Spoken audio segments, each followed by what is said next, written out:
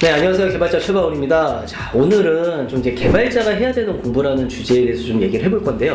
신입 개발자 분들이나 혹은 이제 내가 지금 아직 초보 개발자인데 중급으로 좀 올라가고 싶은 분들, 이런 분들이 좀 유심히 이제 보시면 좋을 것 같고요. 두 가지로 좀 나눠서 제가 말씀을 드릴게요. 첫 번째는 프로그래밍 공부를 하는데 어디에 좀 집중을 해야 되냐. 그러니까 좋은 코딩 습관을 이제 갖추는 거. 그러니까 제가 예전에 이제 책 영상 중에 뭐 코드 컴플릿이나 이런 책들을 제가 이제 추천해 드린 적이 있어요. 이게 결국에는 굉장히 좋은 코드를 만들고 설계하고 이런 법들에 대해서 이제 다루는 책이었잖아요. 그러니까 주석이 아닌 코드로 설명되는 명확한 코드. 이게 이제 목표가 되는 거예요. 여러분들이 코드를 이제 만드시다 보면은 막 이렇게 주석도 여러 줄 달고 막 이렇게 하면서 막 코드를 만드신 적이 있으실 거예요. 그런 경험들. 그리고 나중에 봤더니 그 주석을 봐도 이 코드가 뭐라는 건지 도저히 이해가 안 되는 막 이런 경험들이 있으실 수 있는데, 이런 것들이 결국에는 이런 어떤 좋은 코딩 습관들이 몸에 배어있지 않아서 그렇게 습관적으로 코드를 만들다가 나오는 거거든요. 나쁜 습관대로.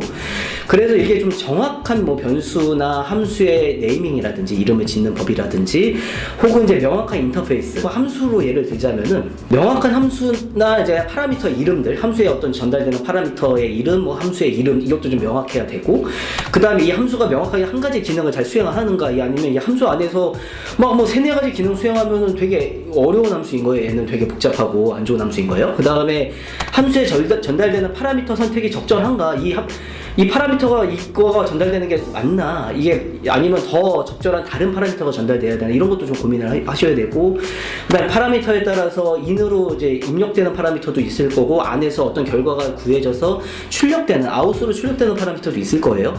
이거가 적절하게 방향이 잘 설정이 되어 있나, 이런 부분도 중요하고, 이 함수의 리턴이 명확하게 잘 되는가, 명확한 리턴을 하는가, 이런 것도 되게 중요한 거거든요. get 파일 네임 했는데 리턴으로 파일 네임이나 어떤 에러가 안 나오고 인터넷 주소라든지 이런 게 나오면 되게 이상한 상황인 거잖아요. 그러니까 명확한 그런 리턴도 잘 정의를 해야 되는 거죠. 그리고 이런 이제 함수들이 좀 적절한 수준의 기능 단위로 잘 분리되어 있는가. 예를 들면 이제 함수 하나 안에 또 여러 함수들이 있을 수 있잖아요. 기능을 하는. 그때 함수들이 쭉 있을 때 딱 봐서 명확하게 이제 흐름들이 다시 쉽게 읽히게 잘 적절히 분리되어 있는가. 뭐 오픈, 리드, 라이트, 클로즈 이런 것처럼 예를 들자면요. 그 다음에 어떤 쌍이 맞는가. 이 쌍이라고 좀 표현하는 게, 예를 들면 이제 인서트라고 어떤 데이터를 추가하는 함수가 있는데 딜리트가 없어. 이러면은 이상하게 일단은 생각을 할 거예요. 얘는 왜 인서트가 있고 딜리트가 없지? 그랬더니 딜리트라는 거는 함수로 안 만들고 그냥 어디 코드로만 만들어 놨다든지, 다른 함수 이름의 함수에 딜리트 기능을 하게 만들어 놨든지, 이러면 굉장히 인터페이스가 이상해지는 거거든요. 명확한 코드가 아닌 거죠. 이런 부분들을 잘 고민을 해서 만드는 게 이 단계에서도 해야 될 부분이에요. 그 다음에 이제 또 좀 신경을 써야 될 게, 불필요한 최적화 코드는 최대한 사용을 안 하시는 게 좋아요. 여러분들이 뭐 인터넷에서 뭐 익혔든 어떤 책에서 봤든 간에 성능을 향상시키기 위해서 뭐 비트 연산을 포함해서 막 최적화된 코드들, 막 이런 기법들이 막 있어요. 근데 이런 것들을 잘못 쓰다 보면 가독성이 굉장히 떨어져요. 결국 뭐 시프트 막 이렇게 연산해가지고 했는데 결국 하고 싶은 게 나누기 2야. 뭐 이런 식으로 막 되게 불필요한 이런 것들 하는 게 있거든요. 요새는 또 더군다나 이제 성능이 컴파일러가 최적화 많이 되면서 성능이 그렇게 느리지 않음에도 불구하고 그렇게 이제 코드를 이제 만드시는 분들도 많이 있는데, 이런 부분들 최대한 이제 안 하시는 게 좋고, 반대로 이제 꼭 필요한 곳에 주석을 안 다시는 분들이 있어요. 그러니까 다른 의미로 나는 주석 따위는 안 달 거야, 내 코드는 명확해라고 해놓고 반드시 주석이 좀 필요한 부분인데도 불구하고 안 다시는 이런 코드도 있어요. 이게 뭐냐면 어떤 이제 나 혼자 쓰는 코드가 아니라 인터페이스에 해당하는 나 다른 모듈이 사용하는 이런 인터페이스에 해당하는 함수나, 아니면은 성능을 위해서 어쩔 수 없이 이제 최적화를 했는데 가독성이 좀 떨어지는 코드가 있는데, 그런 거는 좀 주석을 달아 놓으면은 나 외에 다른 사람이 봤을 때 그걸 이해하기가 좀 쉽거든요. 나도 나중에 한 달 지나면 까먹을 거예요. 그 부분을 주석 같은 거 안 달아놓으면.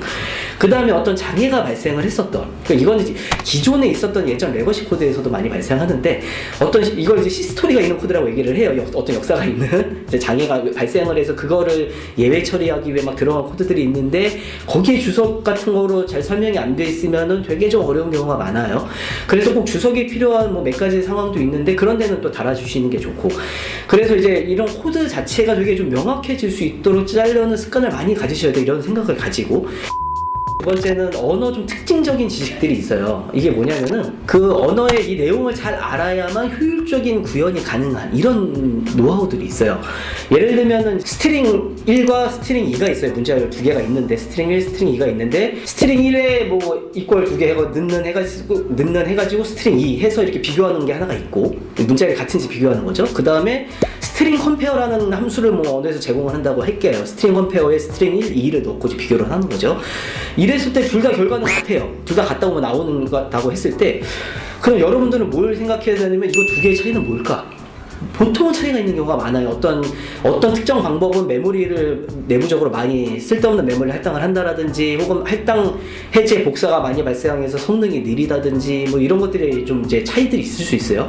그러니까 내부적인 어떤 언어의 좀 특징적인 이제 이런 동작들인 거죠. 그런 차이가 또 있고 예를 들면은 저희가 뭐 어떤 숫자를 C 언어에서 이제 뭐 증가를 하거나 감소를 할 때 플러스 뭐 I 플러스 뭐 이런 식으로 이제 코드를 짜는 경우도 있는데 이 둘 간에도 이제 차이가 있는 경우가 있어요. 이 I가 뭐냐에 따라서 이런 차이들이 또 발생하기도 하거든요. 이걸 잘 알고 사용을 하냐 이런 부분도 있고 자료 구조 중에 뭐 벡터라고 이제 동적 배열이라는 이런 이제 자료 구조들도 있는데 이렇게 동적으로 늘어난 특징이 있는 자료 구조일 때 초기의 기본 배열의 크기를 얼마나 하면 좋을까 뭐 이런 부분들도 하나의 이제 예가 될 수도 있고 그 다음에 이제 뭐 언어에서 제공되는 여러 자료 구조들 뭐 이제 해시 테이블이나 뭐 리스트나 어떤 이제 아까 얘기한 동적 배열이나 어떤 맵이라든지 혹은 뭐 키밸류 형태로 되어 있는 진짜 언어마다 이제 내부적으로 구현된 알고리즘도 다를 수 있어요. 어떤 건 트리로 구현을 해놨고 어떤 해시로 구현을 해놨고 뭐 다 다를 수도 있고 그거에 따라 당연히 특징이나 이제 이런 성능도 달라질 수 있겠죠.